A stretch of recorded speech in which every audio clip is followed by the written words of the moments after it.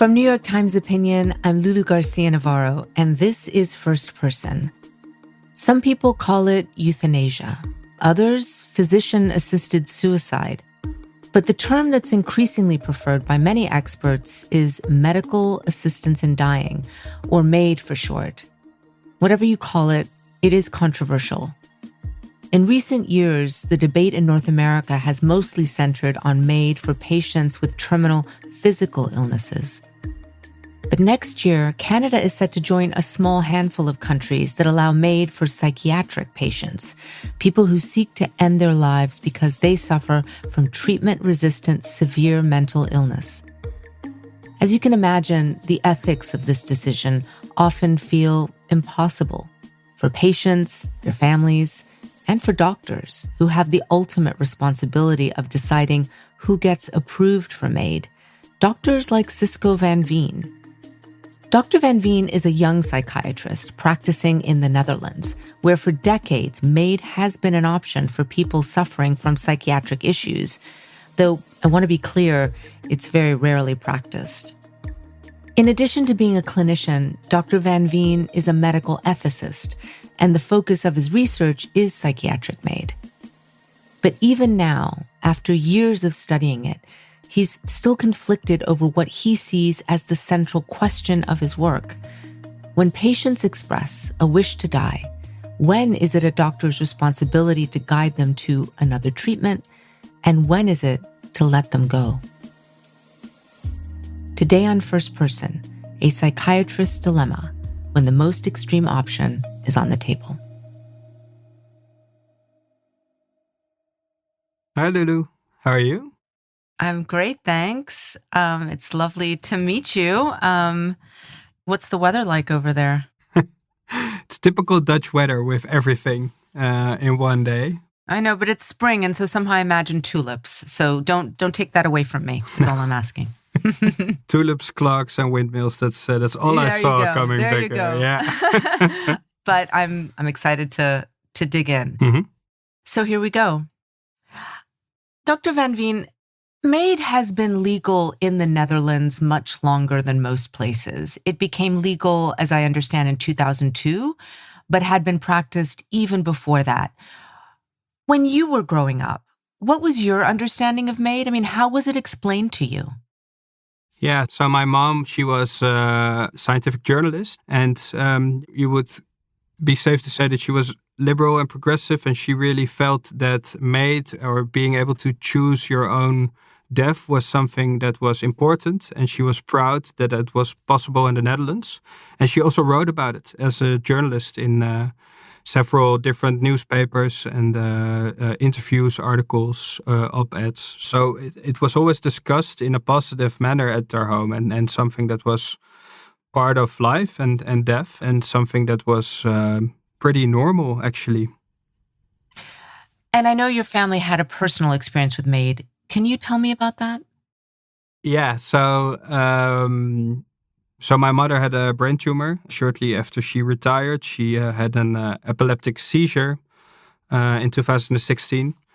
We found out that she had astrocytoma, so an aggressive form of brain cancer. And although she did try many treatments, in the end, the tumor was everywhere, and it was in all the key brain areas. And I already knew growing up in our house that MAID was a possibility for her, and she already discussed it with her GP after getting sick. And so everything was set up, and we knew that this was an option. I must imagine that the reality of it, though, must have been hard. I mean, how did you feel? Did you try and talk her out of it? No. But my mother was a really strong woman, and even the idea of talking her out of something like this is something that wouldn't come up with me or my sister. But we had a really hard night at the hospital where she got all this new neurological damage, and she was really clear, and she sent us home. It was on a Saturday night, and she said, "I want to sleep. Please go home." And then when we woke up, my sister and I and my wife, on Sunday morning, my father was gone, and then he phoned us from the hospital that she had lain awake all night, thought about it, and that she asked him to come early in the morning.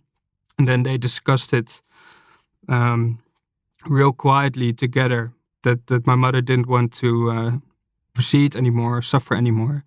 And then, it was so clear that this was what she wanted. Can you describe how her actual death happened, if it's not too painful? Yeah.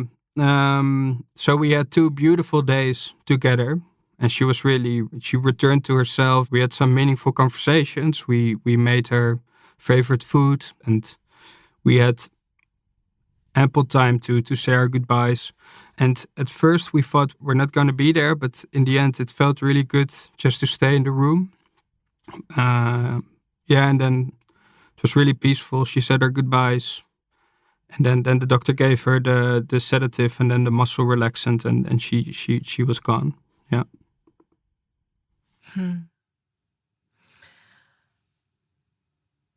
How did this leave you feeling about MAID? I think it showed me what I already thought I knew about MAID, that it can be a good option for people who are severely ill. And I was happy to live in the Netherlands where this was possible. The main takeaway is that this was good, mainly because this was what my mother wanted.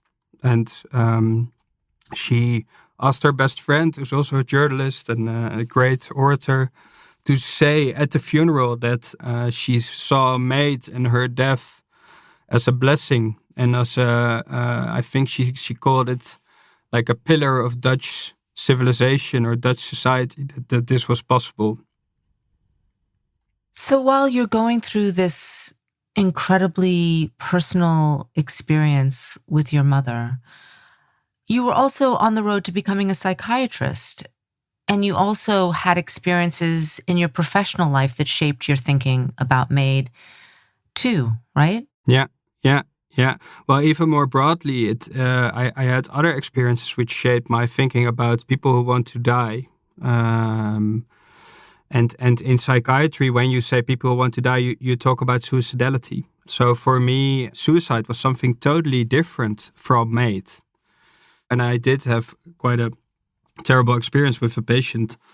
I was just out of medical school, and I started working in a pretty hardcore addiction clinic in Amsterdam. And only a month after I started working there, we lost a patient to suicide. It's a young guy in his 20s, and a really wild guy, an artist living in Amsterdam, but also doing a lot of drugs. And also he had severe mental issues with depression and personality issues. And he died in midst of treatment through suicide. And that was also really formative, totally different experience where I was in shock, of course, and looking at why haven't we prevented this? Which there's always things you can say. Oh, if we only we did this differently or that. Was he a patient you believed could have gotten better with the right treatment? Yeah, probably. Yeah, I don't know. You can never say, and addiction can be terrible, and there are patients who have like terminal addiction. But he was so young, and we hadn't got around to good treatment, psychotherapy, or good community healthcare. So if we would just had gotten a little bit more time, then there were a lot of opportunities for him to recover. It must have been really hard to have that happen so early in your time practicing medicine. Yeah, it was. And it kind of shaped my thinking in those early years of my career, that I was really careful and scared to lose patients to suicide. Yeah, that was the result. So you've had these two formative experiences, one that showed you when a person is suffering terribly, it can be okay to let go, and one that makes you feel more than ever that your role is to prevent your patients from taking their own lives. Yeah. So when you actually start getting MAID requests early in your career during your residency, what was your reaction at that point? stress and apprehension, like moral distress. I don't want to do this. And why do you want to die? We're helping you, and we have these fancy new medications, and we have the treatment that you haven't tried. And also, it's really important to realize that there's always something you can do in psychiatry. So there's always a new pill or a new psychotherapy, or, oh wait, you didn't really have a good connection with your psychotherapist, so let's try another one. So it's really ingrained in psychiatry to always stay hopeful and always try to pursue recovery. I was kind of like a starry-eyed young psychiatrist in training who thought that he could save everybody. So that really conflicted with my core values as a physician. Where were you doing your residency then? What kind of work were you doing? So after the addiction clinic, I went to the University Medical Center in Utrecht, and I started at a clinic for people with therapy-resistant depressions, so that weren't recovering in like normal mental health care. And often they had years and years of experience with depression and years of failed treatment, and then they came to us for sometimes a last-ditch effort to, okay, if we give them all the care and all the newest treatment that we know, can we help them? And there, a lot of my patients, they were there, and they were also considering requesting MAID. Can you give me an example of one of the cases back then that you were seeing for someone who had requested MAID? Yeah, so a colleague of mine, which we later wrote in a case report, he had a second opinion, or he was asked to do a second opinion, which is also obligatory in the Netherlands when the psychiatric patient requests MAID. It was a man with schizophrenia who had been suffering from schizophrenia for more than a decade, and everything had been tried for him, all the medication, all the psychotherapy, but he was still hearing nursery songs all the time, all day long, and that drove him absolutely crazy. So he made a request for a MAID, and then after a week in our inpatient clinic, my colleague, he re-diagnosed him with, apart from schizophrenia, that there was also obsessive-compulsive disorder. And he started an SSRI, really simple antidepressant, and some cognitive behavioral therapy, and that patient recovered within a month. And we wrote this down in a case report, and we checked in with him 2 years later, and he was still recovered, and his request for MAID was still gone. So those experiences really made me think twice about MAID in psychiatric suffering, and about if this is such a good idea. I mean, the stakes of getting it wrong are so very, very high. Yeah. That's a lot to hold as a new doctor. Yeah. Yeah, it is. It's not easy, and I dealt with that by doing a PhD on it. So it was kind of like the ultimate form of rationalization and intellectualization. But yeah, it left me conflicted with my own personal values instilled with me through my childhood, that MAID is something good. But then I had to incorporate that in my daily work of caring for patients and preventing them from suicide. Yeah, and that was really difficult, and it still is. I went back and forth during my PhD period a lot, and I think I've landed now on the position of critical proponent of MAID for psychiatric suffering. Meaning you believe that it has value in certain circumstances? Yes, and that's, I think, a correct way to say it, because there's a lot of due diligence needed, and a lot of cases where you should not do it or be careful. But then studying this and doing research, talking to a lot of patients as well, I also learned that erring on the side of safety and saying, okay, we're going to let you live, it's not an option without harm for patients, because they keep suffering, and they are suffering unbearably and tremendously. So for them, saying we're not going to help you die in a dignified manner is the worst outcome of the two.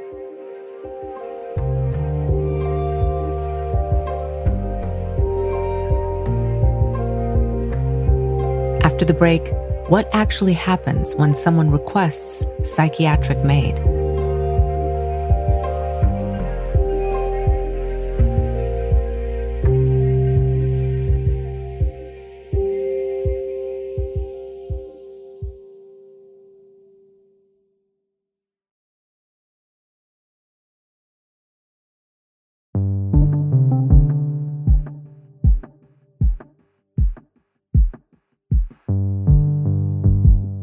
You now work at the Amsterdam University Medical Center in a psychiatric ward where you regularly see patients requesting aid. Can you walk me through how it works when you're assessing a specific patient's case, when you're having these discussions? I mean, what kinds of things are you looking to determine? Yeah, so mainly so if the question comes directly to me, right? First thing I have to do is make the fundamental choice, do I want to perform MAID? I haven't done it yet because I'm quite a young psychiatrist, but if a patient has a request which I can get behind, I have no fundamental reasons not to. And if you made that choice and you say, okay, well, let's discuss this. The next thing you want to do is get the family involved or the loved ones, because this is not a choice that somebody has to make alone. And if the patient still wants to commence, then you start assessing it. And then you start to look at the legal demands. So is the request competent? Is it made freely? And then you have to determine whether the suffering is unbearable and irremediable. First, the thing, unbearability or unbearableness, I should say, is that's really difficult to say as an external person. So you often leave that mainly to the patient themselves to determine. You have to understand why their suffering is unbearable, but you're not going to sit in the patient's chair and say, well, come on, this is not unbearable.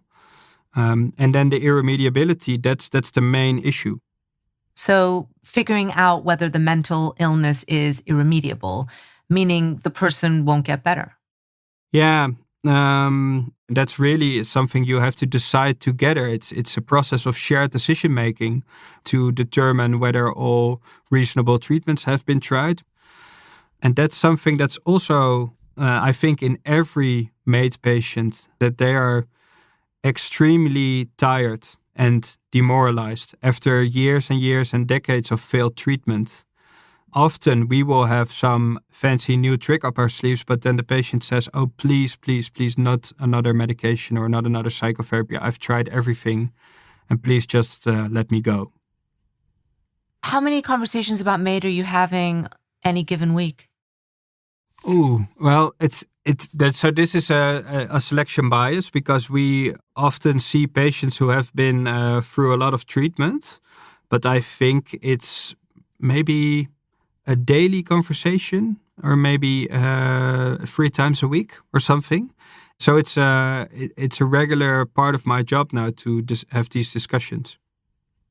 I must say, I'm really surprised by that number. Yeah, certainly. And it's really good to make this very clear. It's still very, very rare in the Netherlands that you perform MAID for psychiatric suffering. So last year it were 115 cases in a population for 17 million people. And that's less than 0.1% of all annual deaths. Even in MAID for all causes, the main cause for MAID in the Netherlands is cancer. And only 1% of patients who get MAID due to psychiatric suffering. I think most people would be able to understand that if someone has a severe form of cancer, a doctor can say with a decent degree of certainty, you have about 6 months left to live, give or take, barring miracles, medical advancements. Mm-hmm. But there's still so much that's unknown in the way mental illness works. The course of these illnesses, what medications work, that's what I would like to understand a little bit better, because how can you really be sure that someone's condition won't improve and that MAID for them is the only way? Yeah, so you can't. You can't say that it will never get better in psychiatric suffering. It's true that in especially terminal cancer or like neurodegenerative diseases like ALS, it's pretty with a certain amount of certainty you can say, okay, you will die soon. And that's true that that's not possible for psychiatric suffering. But is that enough not to help these people with MAID? And there are that argue, yes, that's the main issue why we can say yes for somatic illness and no for psychiatric illness. But if you talk to these patients, they can't do anything with these theoretical discussions about, well, maybe we will find a cure in 20 years. For them, that will mean continue to suffer for decades. Has it ever happened where you disagreed with the decision a patient was making? Yeah, one patient I saw during the COVID pandemic, I was the second opinion psychiatrist, and this was a woman with severe mental illness, bad childhood. She kind of had everything from depression to also she was vulnerable to psychosis. But she was able to live quite a good life, and she was able to find meaning in her life before the COVID pandemic because she was a volunteer and she had something where somebody would come over and talk to her and go grocery shopping with her. And that before the pandemic, that was enough to keep her on her feet. And then the COVID pandemic hit and that all stopped and the depression came back. Well, she tried absolutely everything, all the treatments, but nothing worked. So she made a request for MAID. But at that time, the COVID measures were relaxing a little bit. So my view was, let's wait a couple of months. Let's see if this is enough for her. And I told the patient, I told that, well, I think we have to wait. And I think that's reasonable to make you wait for a couple of months. And she got very angry. She thought, you're not seeing me, you're not taking me seriously, you're not hearing me. She fundamentally disagreed with my views on her problems. So the psychiatrist went along with her view of her suffering and said, well, it's not reasonable to make her wait for a couple of months. And I'm going to help her die. This story is a very complicated story because you disagreed fundamentally with her choice and also her main psychiatrist's choice. And it strikes me that it also brings up a problem that's fundamental to mental illness, which is that many outside factors can affect mental health. How isolated we are, the support networks we have access to, the quality of care we are receiving. I mean, how do you rule out that a person just wants MAID because their situation happens to be particularly bleak at that moment? Yeah, you shouldn't rule that out. You should take it into account. And if I see somebody whose living arrangements are totally inadequate, or if I see somebody who's lonely, then I will recommend, okay, let's try to fix that with a social worker. And for me, that's just as much part of the MAID assessment as have you tried all medication and all psychotherapy. So that's an important factor. But especially, well, I worked also in the United States in San Diego for a bit during my medical training. And I saw your healthcare system from firsthand. It's a totally different story, I think, in the United States. You just spoke about the United States healthcare system and you laughed. I'm assuming because we don't have a robust social safety net, to say the least, here in this country. Do you think something like MAID, especially for psychiatric patients, should be available here? Yeah, sorry for laughing, first off, but that's a really difficult question, and I'm not sure if I'm in the position to answer that. As a foreigner and a professional from another country, I don't have all the nuanced information that's necessary to make an informed statement about that. But, however, if I were to make the call, I would be more reluctant to introduce it in an American system than in a Western European system. Why? Well, because of you could argue that if you allow MAID in a system which is underfunded and in crisis and not able to meet the reasonable care demands that a population has, that to opening the emergency door of MAID would drive a lot of people to ask for assisted death while they should be getting healthcare.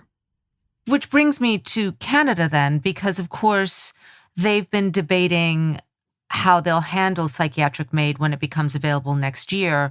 And a lot of concern revolves around a fear that people who are from marginalized communities, people living in poverty or who have disabilities, will be more likely to seek MAID than people who are more resourced.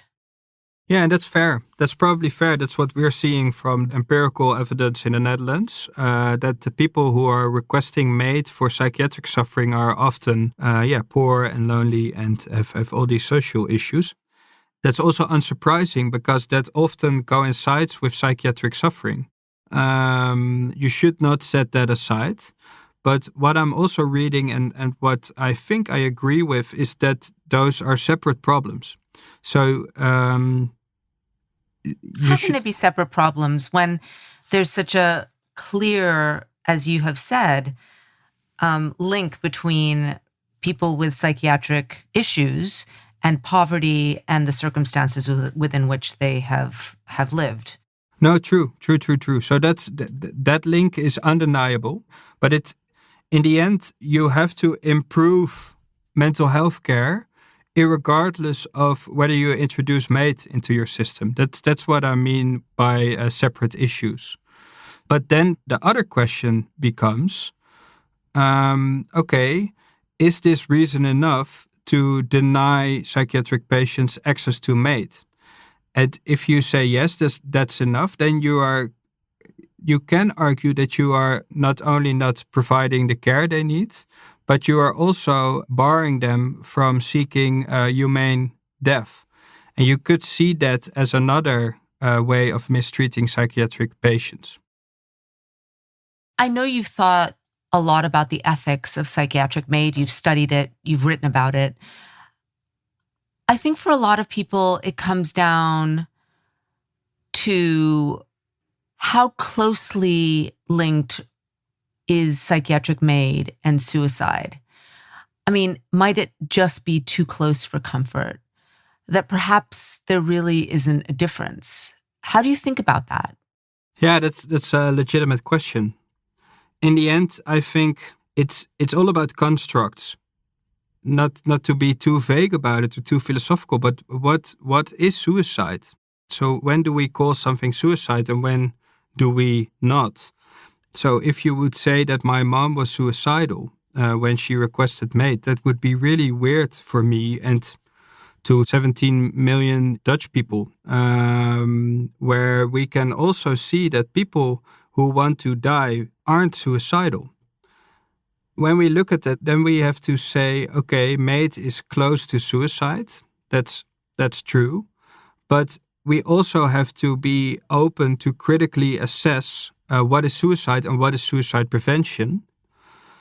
And I know this is controversial, and I want to reiterate that I'm an advocate for suicide prevention. I also work at the suicide prevention hotline in the Netherlands.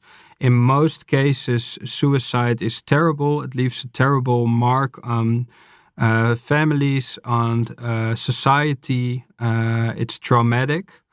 But when you look at patients who have been suffering for a long time, and we try to keep them alive for a long time, and all they are asking is, I don't want to be alive anymore, and in the end they commit suicide.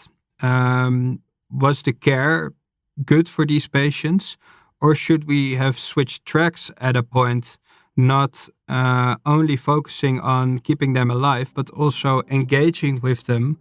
Why do you want to die? Is there something we can do about that to determine whether all reasonable treatments have been tried? And if the answer is no, then we have to have an open discussion about whether it's better to let them do it themselves, suicide, or if they should get help to end their life in a humane manner.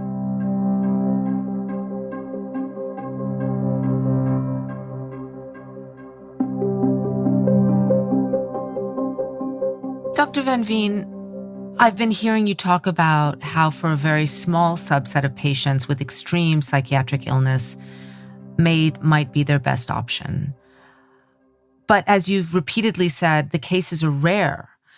And I'm thinking about everything we've been talking about, the nuance of these cases, how subjective these decisions are, not to mention the fact that there are, let's face it, mediocre psychiatrists who might make bad calls. Or even wonderful psychiatrists who might make bad calls. It seems clear to me that there's real risk involved. So my question to you is having psychiatric MAID on the table for the very few patients who really need it worth the risk it poses of euthanizing people who might actually have other options? Well, that's a good question.